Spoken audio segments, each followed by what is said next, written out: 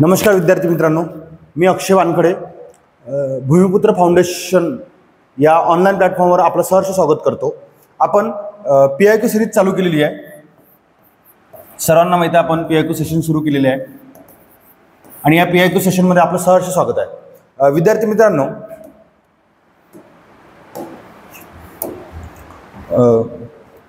1 जूनला आपली एक्झाम आहे गट क ची आणि या गट क च्या एक्झाम ओरिएंटेडच आपण कुठलं सेशन घेऊन येत आहे, PIQ सेशन घेऊन येत आहे.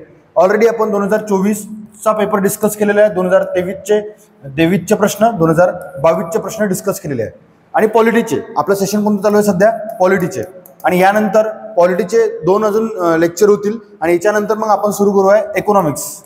ठीक आहे, मग जिओग्राफी, मग हिस्ट्री, मग सायन्स आणि आपण उद्यापासून शक्यतो जमलं तर उद्यापासूनच आपण चालू घडामोडीचे सुद्धा लेक्चर आणणार आहोत.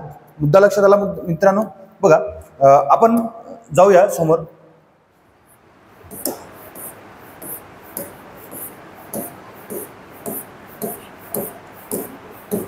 आज आपल्याला 2021चा आणि 2020चा गट ब चा पेपर डिस्कस करायचा आहे. पॉलिटीचे पेपर, पॉलिटीचे प्रश्न 10 प्रश्न आहे ते बघूया, आपण करूया डिस्कस आज. आणि असेच सोबत राहा मित्रांनो. आणि सर्वात महत्त्वाचं मित्रांनो, बघा आजपासून आपण प्रॉपर, आता बघा मी तुम्हाला ऑलरेडी सांगितलं आहे की ऑनलाईन प्लॅटफॉर्मवर पूर्णपणे मी नवीन आहे. ठीक आहे, म्हणजे टीचिंग या प्लॅटफॉर्मवर नवीन नाही बरं का, ऑनलाईन प्लॅटफॉर्मवर नवीन आहे. आता जमतेम आपण डिजिटल बोर्ड घेतलेला आहे. म्हणजे चलो बघा, आपण त्याच्यावर बोलूया. पहिले आधी आपल्या प्रश्नाकडे जाऊया, अजून आपला मुद्दा मागे राहून जाईल. हा 2020चा आहे, 2021चा आपल्याला पेपर डिस्कस करायचा आहे. बघा, ऑनलाईन प्लॅटफॉर्मवर मी पूर्णपणे नवीन आहे. आपल्याला फक्त एक सपोर्ट करायचा आहे. आपल्याला हे व्हिडिओ जे युट्यूबवरला फ्रीमध्ये आहे ते पूर्णपणे आपल्या विद्यार्थ्यांपर्यंत पोहोचवायचे आहे जे स्पर्धा परीक्षेची तयारी करतात. सोबत काही जर तुम्हाला याच्यामध्ये इम्प्रूव्हमेंट हवं असेल, काही सुधारणा असेल तर कमेंट बॉक्समध्ये नक्की कमेंट करा की सर हे PIQ घ्या किंवा याच्यावर व्हिडिओ बनवा किंवा काही नवीन काही असेल तुमच्या डोक्यामध्ये तर तुम्ही नक्की मला सजेस्ट करू शकता मित्रांनो. जोपर्यंत तुम्ही सजेस्ट करणार नाही तोपर्यंत मी तुम्हाला चांगलं देऊ शकणार नाही. तुमचं सजेशन सर आखो पे. चलो आलो आपण आपल्या, चला आपल्याला 2021चा पेपर आज डिस्कस करायचा आहे. पेपर नाही तर याच्यातले पॉलिटीचे प्रश्न डिस्कस करायचे आहे. आपण ऑलरेडी 2024, 2023 आणि 2022चे प्रश्न डिस्कस केलेले आहे. आपण फक्त ॲनालिसिस काय करत आहे बघा मित्रांनो, कंटेंट देण्याचा मी पूर्ण प्रयत्न करत आहे, परंतु सोबतच एखादा अननोन प्रश्न किंवा लेंदी प्रश्न कसा सॉल्व्ह करायचा हे आपल्याला महत्त्वाचं आहे. त्या उत्तरापर्यंत कसं जायचं, इलिमिनेशन पद्धत कशी वापरायची ही खूप इम्पॉर्टंट आहे. ठीक आहे, चलो जाऊया आपण समोर, खूप जास्त वेळ न घेता त्याच्याकडे आपण ओढूया. चला, पॉलिटीचे 10 प्रश्न आहे 2021च्या पेपरमध्ये. आणि पहिलाच प्रश्न बघा काय म्हणते, खालील विधाने विचारात घ्या. अ ब क विधाने दिलेले आहे आणि त्याचे आन्सर. सर्वात महत्त्वाचं, वरीलपैकी कोणती विधाने बरोबर विचारलेले आहे. बघू, सरपंचाचे ज्याची निवड ग्रामपंचायतीच्या पंचायतीच्या सभासदाकडून झालेली आहे अथवा उपसरपंचाचे रिक्त राजीनामे झालेले पद रिक्त झाल्याच्या दिनांकापासून 30 दिवस. मी आधीच सांगितलं तुम्हाला की आकड्यांवर लक्ष द्यायचं. जेव्हा तुम्हाला प्रश्न विचारला जाते तुमचं की पॉईंट काय आहे तर काही नंबर दिलेले असतात ते लक्षात ठेवायचं. 30 दिवस. थेट जनतेमार्फत निवडलेल्या सरपंचाचे रिक्त झालेले पद रिक्त झालेल्या दिनांकापासून 3 महिने. किती महिने? 3 महिने. बघू, थांबूया. आणि ग्रामपंचायतीच्या ज्या सदस्याचे पद सतत ग्रामपंचायतीच्या सभेला गैरहजर राहण्याचे कारणास्तव रिकामे झाले असेल तर तो लगेच पुन्हा निवडून येण्यास पात्र नसतो. आता तुम्हाला आयडिया असेल किंवा नसेल, बघा लक्षात घ्या. सगळ्यात महत्वाचं ब नंबरचं विधान लक्षात घ्या. 3 महिने दिलेले आहे. मला सांगा, एखादा सरपंच डायरेक्टली जनतेमार्फत जर निवडून येत असेल आणि पद रिक्त झालं असेल तर 3 महिने वाट बघायची का रे? नाही, 3 महिने वाट, 90 दिवस वाट बघितलं जात नाही. तर 3 महिन्याच्या ऐवजी इथं किती पाहिजे होतं? 13 डेज. आणि म्हणून बी नंबरचं वाक्य चुकलं. मग बी नंबरचं वाक्य चुकलं, मग बघा चुकलं 2. म्हणजे बघा हे लॉजिक असलं पाहिजे की 3 महिने खरंच लागणार का एवढं? नाही, 30 दिवस. तर हे महत्वाचं आहे, त्यामुळे ते गेलं. आणि क नंबरचं पात्र नसतो तर तो पात्र असतो निवडून येण्यास. त्यामुळे इथं कोणतं विधान बरोबर आहे? अ नंबरचं. तर हे लॉजिक लागलं पाहिजे. आणि मला फक्त हे सांगायचं आहे त्या की पॉईंट काय होतं याच्यामध्ये 3 महिने. तर इथं लक्षात ठेवायचं तुम्हाला. हां, ग्रामविकास समित्या.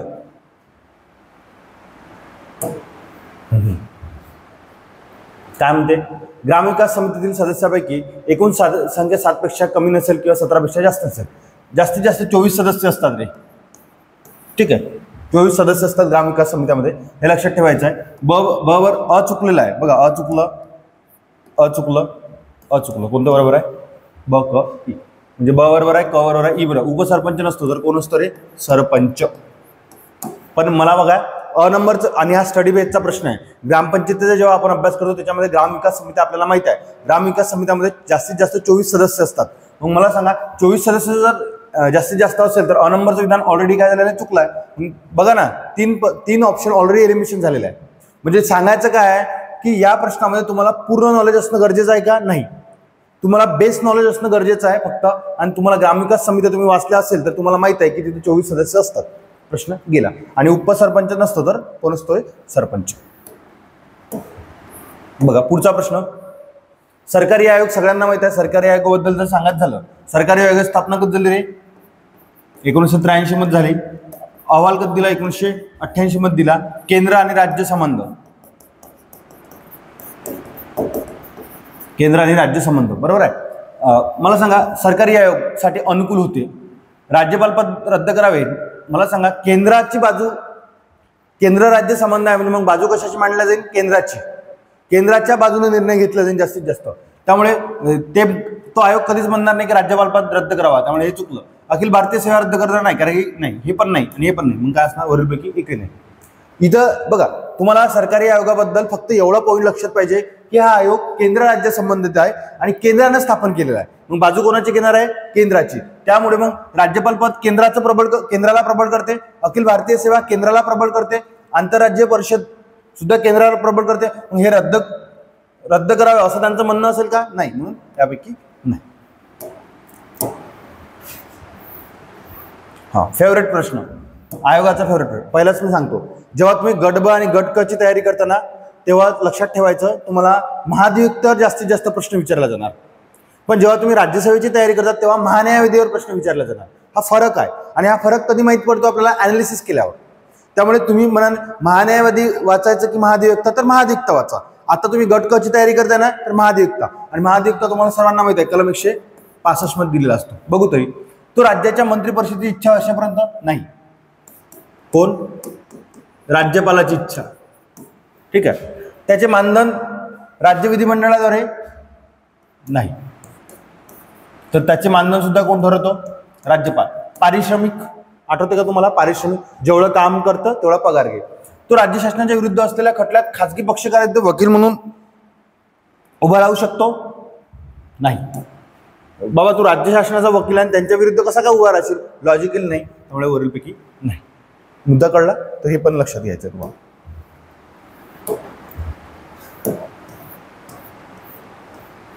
हा विधान अ आणि ब, कारण बघा खूप सोपा प्रश्न आहे, फक्त समजला पाहिजे. संसदीय पद्धतीमध्ये प्रशासनावरील कायदेमंडळाचे नियंत्रण अध्यक्ष पद्धतीपेक्षा भिन्न असते. सिंपल, लोकशाहीमध्ये 2 पद्धती आहे, एक संसदीय आणि एक अध्यक्षीय. दोन्ही पद्धती भिन्न आहे का, आहे. त्यामुळे आपलं अ काय असणार आहे, बरोबर आहे. अ बरोबर असणारे कोणते आहे, हे अ चुकीचं आहे, म्हणजे गेलं आपलं, लक्षात घ्या तुम्ही. ठीक आहे, त्यामुळे अ चुकीचं आहे. मग काय होते, दुसरं बघा, प्रशासनावर कायदेमंडळाचे नियंत्रण हे लोकसत्ताक शासनाचे महत्त्वाचे वैशिष्ट्य आहे. अगदी बरोबर आहे, म्हणजे दोन्ही पण बरोबर आहे, त्यामुळे हे पण गेलं. म्हणजे एक तर हे असेल किंवा हे असेल, पण ब हे अचं कारण नाही आहे, त्यामुळे काय असणार, अ ब दोन्ही बरोबर आहे, परंतु ब हे अचे योग्य स्पष्टीकरण नाही.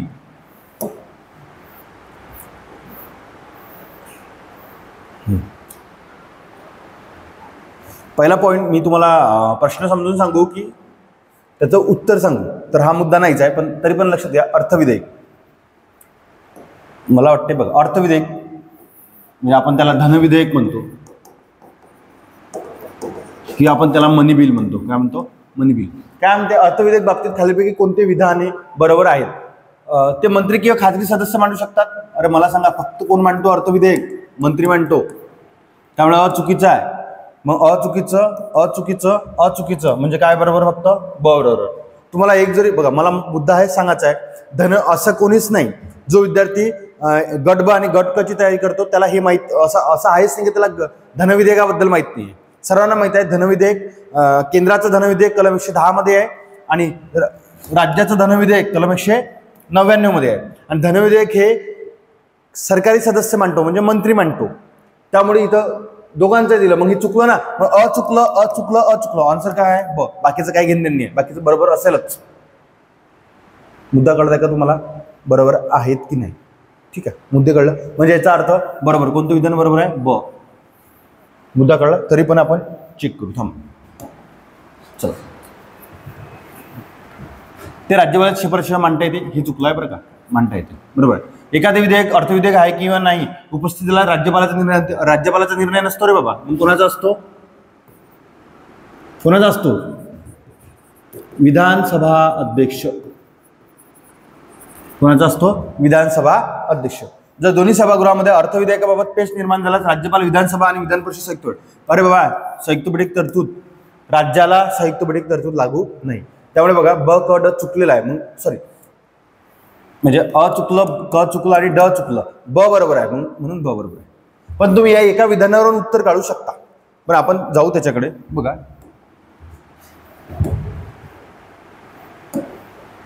मला तो प्रश्न छान समजून सांगायचा आहे तुम्हाला.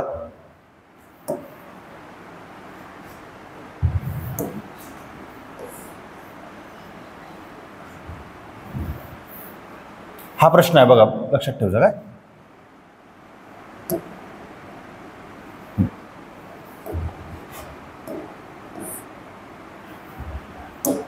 चल,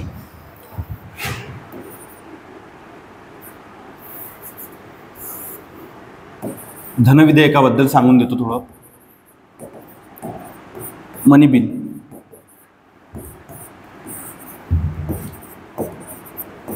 केंद्र राज्य, केंद्र कलम 110, राज्य कलम 199. ठीक आहे. नंतर राष्ट्रपतीची शिफारस पाहिजे का? तर हो पाहिजे. इथं कोणाची पाहिजे? राज्यपालाची शिफारस पाहिजे. बरोबर आहे. नंतर इथं एखादं विधेयक धनविधेयक आहे किंवा नाही हे कोण सांगतो?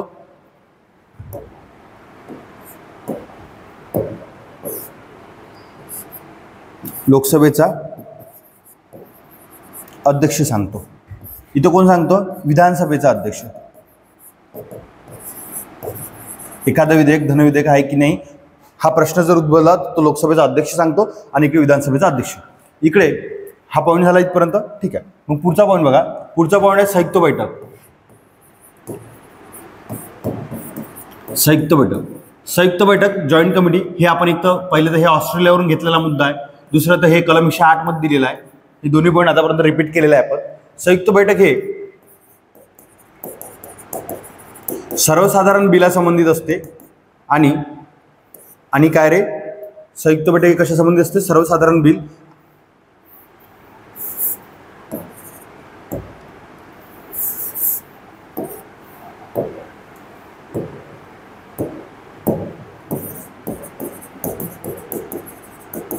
सर्वसाधारण बिला संबंधित असते आणि काय म्हणू शकतो आपण वित्तीय विधेयका संबंधित असते.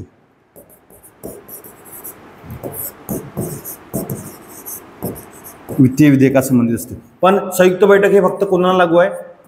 केंद्राला लागू आहे. संयुक्त बैठक हे राज्याला लागू होत नाही. म्हणजे राज्याच्या विधानसभा आणि विधान परिषदेसाठी संयुक्त बैठक ही तरतूद केलेली नाही. फक्त कशासाठी केलेली आहे? लोकसभा आणि राज्यसभा यांची जॉईंट बैठक केलेली दिसते. ठीक आहे. आणि संयुक्त बैठक हे सर्वसाधारण बिल आणि वित्तीय विधेयकालाच लागू आहे. म्हणजेच याचा अर्थ संयुक्त बैठक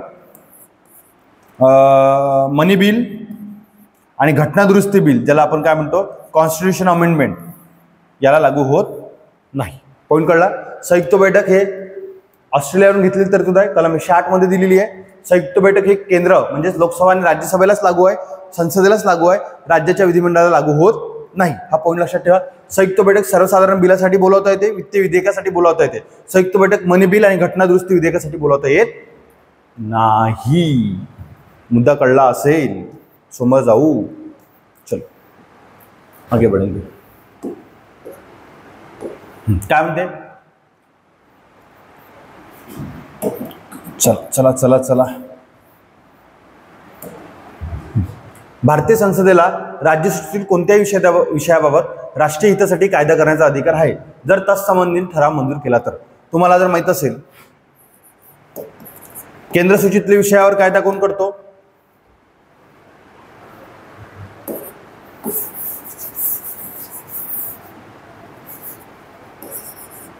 केंद्र सूचीतल्या विषयावर कायदा कोण करतो? केंद्र सरकार. राज्य सूचीतल्या विषयावर कायदा कोण करतो? राज्य सरकार. आणि समवर्ती मधल्या याच्यावर कायदा कोण करतो? केंद्र आणि राज्य. पण केंद्राचा दोन्ही एकाच विषयावर असेल तर केंद्राचा कायदा काय असतो? वरचढ असतो. मुद्दा कळला. पण आता इथं काय म्हणते? संसदेला राज्यसूचीतील कोणत्याही विषयावर कायदा करण्याचा अधिकार आहे का? आहे. पण तसा ठराव कोण पारित केला पाहिजे? राज्यसभेनं. आणि हा अधिकार कलम 249 देते. कलम 249. आणि वोटिंग आणि प्रेझेंटच्या 2/3. बघा राज्यसभेने हजर राहून मतदानात 2/3 त्यामुळे 4 आणि कलम 249. तर हा पॉईंट लक्षात ठेवा. रे बाबा त्रास नको देत जो जास्त, आमचे मुलं वाट बघतात. 8 नंबरचा प्रश्न आहे. पहिली गोष्ट तर इकडे जायच्या आधी आयोगाने हा प्रश्न काय केलेला आहे? कॅन्सल केलेला आहे, रद्द केलेला आहे. हा मला हे महत्वाचं आहे. बघा पहिला तर पॉईंट लक्षात घ्या.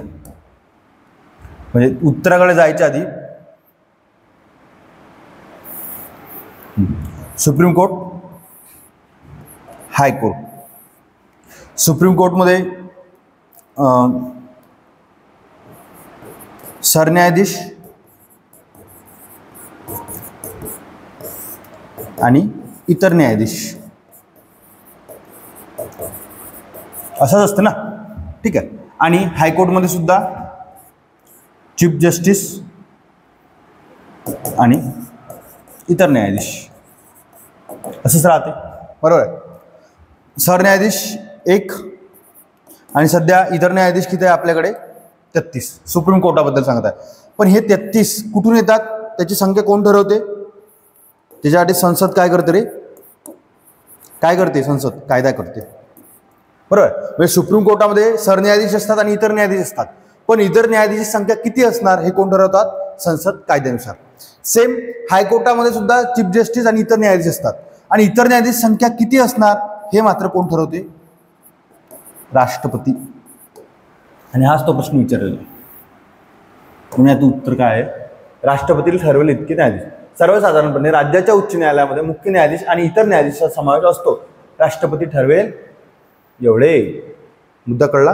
हा मुद्दा खूप महत्वाचा आहे आणि बेस्ट खूप छान प्रश्न विचारलेला आहे. 10वा प्रश्न आणि मला तर वाटतं या सर्वांना माहित असेल. राज्यघटना निर्मितीची जबाबदारी व कार्य पार पाडण्यासाठी घटना समितीने विविध समित्या स्थापन केल्या. त्यापैकी कुठली समिती? कार्यविषयक समितीचे अध्यक्ष कोण? तर कोण आहे? डॉक्टर राजेंद्र प्रसाद. डॉक्टर राजेंद्र प्रसाद. एक अजून सुकाणू समिती होती ना, त्याचे सुद्धा अध्यक्ष राहिलेले आहे. आणि वित्त स्टाफ समिती होती. वित्त स्टाफ समिती त्याचे सुद्धा अध्यक्ष राहिलेले आहे. म्हणजे डॉक्टर राजेंद्र प्रसाद कार्यविषयक समितीचे अध्यक्ष, डॉक्टर राजेंद्र प्रसाद सुकाणू समितीचे अध्यक्ष, डॉक्टर राजेंद्र प्रसाद वित्त स्टाफ समितीचे सुद्धा अध्यक्ष राहिलेले आहे. तर असे 10 प्रश्न होते 2021च्या पेपरमध्ये मित्रांनो. 2021च्या पेपरमध्ये मित्रांनो बघा आपण हे क्लोज करूया. हे 10 प्रश्न आपण इथं पॉलिटीचे 10 प्रश्न आपण डिस्कस केलेले आहे. या पॉलिटीचे 10 प्रश्न अतिशय सोपी पद्धतीने असतात. पण मला या पीओके अनालिसिसच्या माध्यमातून काय सांगायचं आहे? तुम्हाला जास्तीत जास्त प्रश्न सॉल्व्ह तर करावेच लागणार आहे. स्टडी बेसवरच हा प्रश्न असणार आहे. पण पॉलिटीचा बघा मी तुम्हाला मुद्दा सांगूनच देतो. ठीक आहे. 10 प्रश्न झालेले आहे. पुढचा पेपर आपण घेऊ लगेचच. पण मुद्दा तिकडे जायच्या आधी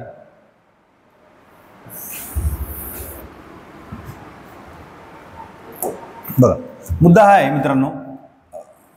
आपण आता सध्या पॉलिटीची पीओके बघत आहे. 2024 झालेला आहे. 2023 केलेलं आहे, 2022 पण केलेलं आहे आणि आता आपण कोणता बदलला 2021. पुढचे पण आपण बघूच, नो डाऊट. ठीक आहे. पण पॉलिटीचे प्रश्न डिस्कस करताना मी तुम्हाला आधीच सांगितलं की तुमचा बेस खूप महत्त्वाचा आहे. पॉलिटीचा जर अभ्यास करायचा असेल ना, पहिले बघा कलम 1 ते कलम 51 हे तुमच्या पाठच असले पाहिजे. ठीक आहे.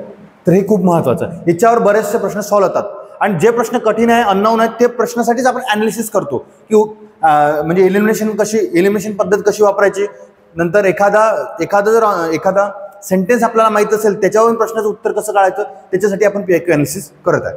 अजून एक महत्त्वाचा मुद्दा बघा मित्रांनो,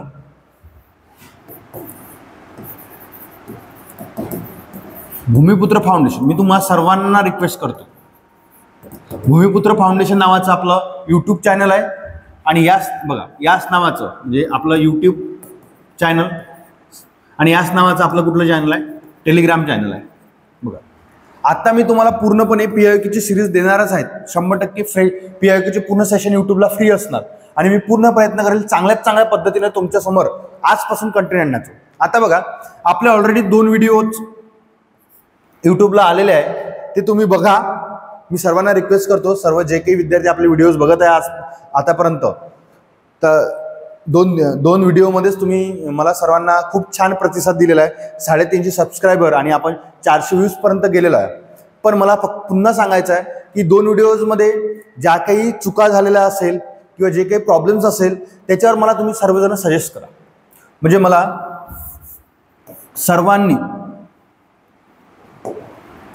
सर्वांनी मला